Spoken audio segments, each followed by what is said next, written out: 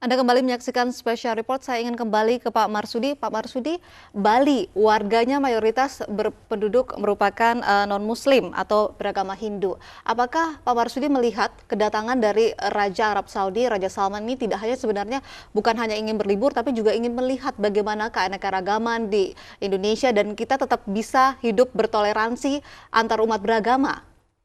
Beliau sangat alim, beliau lebih paham daripada saya. Beliau lebih memahami apa yang kebutuhannya beliau. Kenapa beliau ke Bali? Imam Syafi'i saja ini pada tahun 199 Hijriah ketika dia di Mesir menemukan syair ini atau membuat syair ini, dia nyampe kepada wa'adabin, adab, kultur, budaya, civilization, perbedaan. Dan yang semua itu adalah perbedaan yang jelas-jelas dari Allah. Memang betul di Bali mayoritas agamanya Hindu. Tapi beliau pasti paham, wong Al-Qur'annya saja mengatakan la sya'allahu la ja'alakum ummatan wahidah. Kalau Allah menghendaki dijadikan semua dong satu umat semua. Tapi faktanya kan macam-macam. Ada Hindu, ada Buddha, ada Kristen, ada Konghucu, ada yang lain. Ini adalah semua sudah kehendak Allah yang tidak lain. Kita itu untuk saling mengenal, understanding each other. Makanya dalam ayat yang lain dikatakan ya ayyuhan nas inna khalaqnakum min dzakari wa untha wa ja'alnakum syu'uban wa qabaila lita'arafu. Perbedaan-perbedaan ini, wahai manusia ya ayyuhan nas, inna khalaqnakum, aku ciptakan kalian semua ini min dzakari wa untha, dari laki dan perempuan, wa ja'alnakum syu'uban wa qabaila, dan aku ciptakan bersuku-suku, berbangsa-bangsa. Yang berbeda-beda itu ada Bali, ada Sumatera Barat, ada Sumatera Utara, ada Aceh yang mempunyai destination halal, tourism, tapi juga ada Bali yang umum, beliau memilih ke Bali. Itu perbedaan-perbedaan yang semacam ini adalah tidak lain tujuannya lita'arofu, agar saling mengenal, agar saling tahu, agar saling memahami. Kalau sudah kenal, sudah tahu, saling memahami, nah ini, beliau ke sana kan menjadi tahu budaya orang Bali kayak apa, budaya orang Indonesia kayak apa, kehidupannya kayak apa, baru nanti akan saling memahami, lita'arofu. Kalau sudah saling memahami, maka dalam syairnya Imam Syafi'i tadi, yang terakhir, wasuh batu majidi, itu akan mempererat tali persaudaraan antara bangsa-bangsa dengan bangsa Indonesia, antara orang-orang Arab, orang Saudi dengan Indonesia. Orang Indonesia setiap bulannya, setiap harinya pada banyak ke sana untuk umroh dan juga untuk tafarujuh hamin. Tidak sekedar umroh sekarang itu, sudah keliling dan oleh Sohibul Jalalah Malik Salman ini, destinasi pariwisata di Saudi pun sudah mulai dibuka. Sekarang sudah boleh pergi ke sana, sudah mulai dibetulin. Sejarah terutama ya, sejarah-sejarah sekarang mulai boleh ditengokin. Lah, begitu pula ini ke Indonesia, mereka itu datang, tidak hanya Saudi, nanti dari Bali ke Lombok, Lombok juga di situ yang mayoritas Muslim, juga termasuk nanti ada destinasi halal tourism yang di Aceh nanti dipersiapkan. Ini bagiannya beliau. Harus dikembangkan apa saja anugerah dari Allah ini di Indonesia yang begitu baiknya pantai, begitu baiknya pegunungan, begitu bagusnya air terjun. Itu semua diciptakan oleh Allah untuk kita nikmati, kita syukuri sebagai makhluknya. Karena itu bisa akan menghasilkan tafarrujuh hamin, menghilangkan dan mengurangi kesusahan, kepenatan. Penat hilang, susah hilang, pulang fresh, kerja lebih dahsyat lagi. Amin. Membangun negeri. Ya. Apalagi Arab Saudi Itu. juga mengadaptasi Islam yang moderat ya, jadi memang keberagaman dan juga toleransi begitu besar ya. Saya ingin ke Pak Hiramsyah. Pak Hiramsyah setuju dengan tadi apa yang dijelaskan oleh Pak Marsudi? Setuju, karena kami di Kementerian Pariwisata, seperti juga yang telah disampaikan oleh Pak Menteri berkali-kali dan juga Pak Presiden, kalau kita bicara pariwisata, kita bicara 3A. 3A itu adalah atraksi, kemudian aksesibilitas, dan amenitas, yaitu tempat untuk kemudian misalnya hotel, theme park, dan lain-lain. Tapi paling utama adalah sebenarnya atraksi itu sendiri. Itulah yang kemudian menarik orang untuk hadir, datang, ingin melihat sesuatu, seperti yang disampaikan oleh Pak Marsudi. Nah, kalau kita bicara atraksi, pada dasarnya itu ada 3, yang yaitu kebudayaan atau budaya itu sendiri, kemudian alam, serta buatan manusia. Khusus untuk Indonesia, faktor terbesarnya itu adalah budaya, hampir 60%. Seperti yang disampaikan oleh Pak Marsudi tadi, Indonesia adalah salah satu negara atau bangsa dengan budaya yang sangat kaya, sangat beraneka ragam. Sangat heterogen ya? Sangat heterogen. Kalau kita dari Sabang sampai Merauke, itu dahsyat. Rasanya tidak ada satupun bangsa di dunia dengan kekayaan budaya seperti Indonesia. Dan kalau budaya ini betul-betul kita kemas dengan baik, seperti yang disampaikan oleh Pak Marsudi, itu menjadi satu objek wisata atau daya tarik yang luar biasa, yang membuat siapapun dari seluruh dunia ingin hadir, ingin merasakan kekayaan budaya itu, karena mereka tidak punya kekayaan budaya itu. Manusia kan cenderung ingin mendapatkan sesuatu yang mereka nggak punya. Kalau lagi haus, pengennya minum, lagi lapar, pengennya makan. Nah, ini mereka tidak memiliki budaya seperti Indonesia dengan keanekaragaman yang luar biasa dahsyatnya seperti itu. Tentunya mereka ingin lihat, ingin hadir. Tapi selama ini memang ada problem di aksesibilitas. Itulah tugas kami di Kementerian Pariwisata dan pemerintah untuk membangun aksesibilitas, memudahkan orang untuk bisa hadir melihat kekayaan dan keanekaragaman budaya kita. Setelah itu, kalau udah datang, tentunya kita sediakan amenitas, hotel, dan semua fasilitas yang membuat mereka nyaman, dan tidak hanya tinggal 1 atau 2 hari, mungkin length of stay-nya bisa seminggu, bahkan mungkin sampai 2 minggu, 3 minggu. Itulah pariwisata itu sendiri. Jadi kalau dilihat kenapa memang pariwisata itu seharusnya menjadi core ekonomi bangsa kita, karena tidak ada satupun bangsa di dunia yang mempunyai kekayaan budaya seperti kita. Dan kalau kita jadikan pariwisata itu menjadi core ekonomi kita, itu luar biasa. Karena kita sumber daya alamnya juga sangat luar biasa ya. Dan banyak sumber sekali. daya alam tapi kan ada batasnya. Kalau itu dieksplorasi terus akan habis.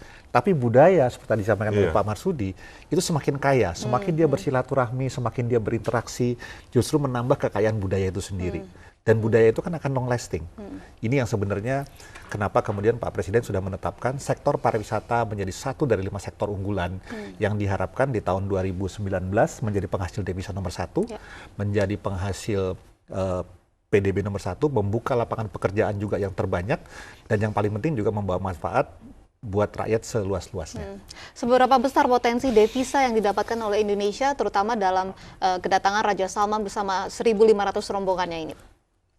Selama ini tadi kan disampaikan hitung-hitungan kasar aja dengan 1.500 rombongan, kemudian length of stay-nya 9 hari, tinggal di hotel yang juga harganya juga nggak murah, mobilnya yang disewa juga mahal, orang bilang ada yang sampai 300 miliar, ada yang sampai 450 miliar gitu ya. Itu manfaat sesaat, manfaat yang dirasakan selama 9 hari. Tapi justru setelah itu yang lebih luar biasa. Dengan orang lihat bahwa wah rajanya datang ke Indonesia. Tentu orang-orang Saudi Arabia lain juga ingin pengen lihat seperti apa sih kok sampai raja saya 9 hari loh di Indonesia. Tidak ada satu negara pun yang mungkin dikunjungi raja sampai 9 hari. Dan mungkin pertama kali memang ke Bali atau ke Jakarta, tapi setelah itu begitu mereka tahu bahwa Indonesia itu begitu kaya, ya budayanya begitu luar biasa, alamnya begitu indah, apakah itu wisata bahari atau wisata pegunungan, itu akan membuat mereka berbondong-bondong. Dan ingat, ini bukan hanya liputannya di Indonesia atau di Timur Tengah atau Saudi Arabia, tapi ini seluruh dunia, karena beliau adalah tokoh dunia, bukan hanya tokoh di Saudi Arabia. Dan tentunya akan juga orang-orang lain dari negara-negara lain akan lihat, ya kenapa sih sampai Raja Saudi Arabia yang harusnya dia bisa ke Amerika, ke London atau ke kota-kota lainnya, kok memilih Indonesia Bali dan gitu Bali dan tinggalnya sampai 6 hari dan membawa 1.500 orang. Ini adalah satu PR yang luar biasa buat kita. Bisa menjadi daya tarik ya bagi Pasti, kita masyarakat yakin. dunia, terutama untuk Pasti. datang ke Indonesia, Pasti. berlibur di sini, berpariwisata Pasti. di sini. Insya Saya Allah, ingin insya ke Allah. Pak Marsudi. Pak Marsudi melihat bagaimana potensi pariwisata halal di Indonesia. Ada pariwisata halal di Lombok, kemudian juga ada di Aceh dengan adanya kedatangan Raja Salman ini. Saya termasuk komunitas itu, dan saya termasuk penggerak itu. karena saya di masyarakat ekonomi syariah yang turut menggerakkan itu. Ketika Raja Salman beserta rombongannya itu di blow up, beliau datang sampai ke Bali menikmati keindahan dan kenikmatan dari Allah yang Allah ciptakan di Indonesia, begitu macam ragam kenikmatan yang ada. Ketika beliau nanti sudah melihat, ingat dalam Al-Quran itu disampaikan begini, fa'amma bini'mati rabbika fahaddis. Ketika kita mendapatkan nikmat dari Allah, nikmat kan macam-macam tuh. Nikmat alam yang kita lihat indah, nikmat orang yang punya sopan santun, adat istiadat, ketimuran yang baik, bahasa yang lembut dan halus. Fahaddis diceritakan. Nah ini nanti sekarang aja udah diceritakan seluruh dunia ini. Kehadiran Raja Salman menceritakan seluruh dunia. Amerika juga akan melihat ini karena ini berita besar. Fahaddis fa'amma binikmati rabbika fahaddis. Maka saya yakin ini akan menjadi pengungkit yang sangat besar powernya memberitahu tentang nikmat-nikmat yang ada di Indonesia kepada dunia, nggak hanya Arab Saudi, kepada dunia. Begitu dahsyatnya teknologi IT ini, informasi yang sekarang sudah kemana-mana, saya yakin nanti itu akan berduyun-duyun dan kita akan dapat nikmat yang dari Allah, rezeki yang banyak. Rezeki yang banyak itu, kata Allah, kata Rasulullah begini, barang siapa yang mau bersilaturahim, man ahabba ayub satolahu fi rizkihi wa ayutola fi umrihi falyasil rohimah. Kalau ingin rezekinya ditambah, baik pribadi-pribadi kayak kita, atau negara, pemerintah, negara, biar perekonomiannya itu tumbuh terus, falyasil rohimah, connectivity, nyambung dengan negara mana saja. Sekarang dengan Saudi. Besok lagi mungkin Pak Presiden kita, Pak Jokowi kemana lagi, manuver kemana lagi, datang lagi ke sini, mereka berbondong-bondong investasi di sini. Itulah yang disebut wasuh batu majidi. Pertemanan yang agung, pertemanan yang saling mendapatkan kemanfaatan, dan pertemanan yang kokoh, persahabatan yang insya Allah diberkahi oleh Allah Subhanahu wa Ta'ala. Amin. Kalau potensi wisata halal sendiri bagaimana? Di Indonesia berkembang terus, dan ada masyarakat khusus. Ini teman-teman saya yang di masyarakat ekonomi syariah ada divisi khusus yang menggarap ini. Dari mulai makanannya, hotel-hotelnya, itu sudah disetting. Karena sesungguhnya produk halal itu bisa dinikmati pada siapa saja.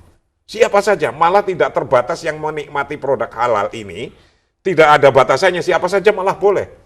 Kalau yang nggak halal, ada yang nggak boleh. Nah maka kalau siapa saja mau yang berbisnis di produk halal, mau tourism halal, mau destination tourism yang halal, mau makanan yang halal, mau hotel yang halal, itu malah bisa dipakai untuk all kind of people. Model orang apa saja bisa masuk di sini. Maka jangan takut-takut memasuki produk halal, baik itu tourism yang halal, atau hotel yang halal, atau restoran yang halal, nggak usah takut-takut. Karena apa? Seluruh orang malah bisa masuk di situ. Bebas. Inilah yang kami lagi saya sendiri ikut memotori ini. Tourism halal, food halal, hotel halal, dan insya Allah apa saja yang kita bisa kembangkan dalam kehidupan sehari-hari kita, termasuk yang halal. Jadi halal ini tidak hanya untuk makanan. Raja Salman, makanan, tidak hanya itu.